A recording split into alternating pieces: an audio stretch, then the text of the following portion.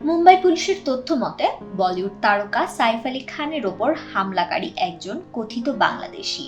এমন ঘোষণার পর বিজেপির প্রতি ক্ষোভ প্রকাশ করেছেন শিবসেনার এমপি সঞ্জয় রাউত।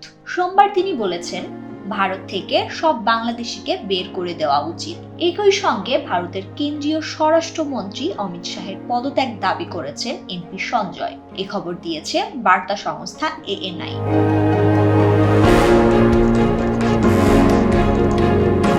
সাইফ আলী খানের ওপর হামলাকারীর সম্পর্কে প্রশ্ন রেখে সঞ্জয় রাউত বলেন, কে বলেছে তিনি বাংলাদেশী? বিজেপি। তারা দাবি করছে সাইফ আলী খানের ওপর হামলা একটি আন্তর্জাতিক ষড়যন্ত্র।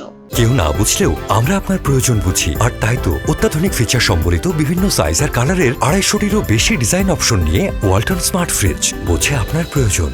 আন্তর্জাতিক ষড়যন্ত্র কি?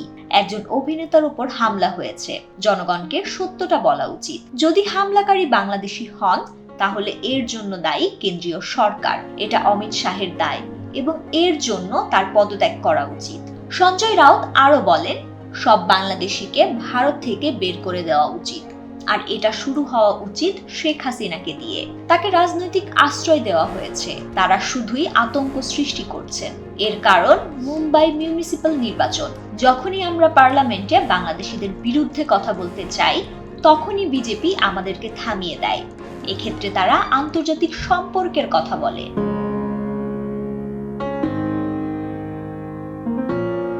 সাইফ আলী খানের ওপর ছুরি হামলা হয় 16 জানুয়ারি। ওই দিন বান্দ্রায় তার বাড়িতে হামলা চালানো হয়। সাইফ আলী খান গুরুতর জখম থেকে স্থিতিশীল আছেন। মুম্বাই পুলিশ সন্দেহজনক হিসেবে মোহাম্মদ শরীফুল ইসলাম শেহজাদকে আটক করে রিমান্ডে নিয়েছে। পুলিশ বলেছে তার বাড়ি বাংলাদেশের ঝালকাঠিতে। পুলিশের দেওয়া বিবৃতি অনুযায়ী শেহজাদ চুরি করার উদ্দেশ্যে সাইফ আলী খানের বাসভবনে প্রবেশ করে। হামলাকারীর বিরুদ্ধে ভারতীয় দণ্ডবিধির বিভিন্ন ধারায় মামলা হয়েছে।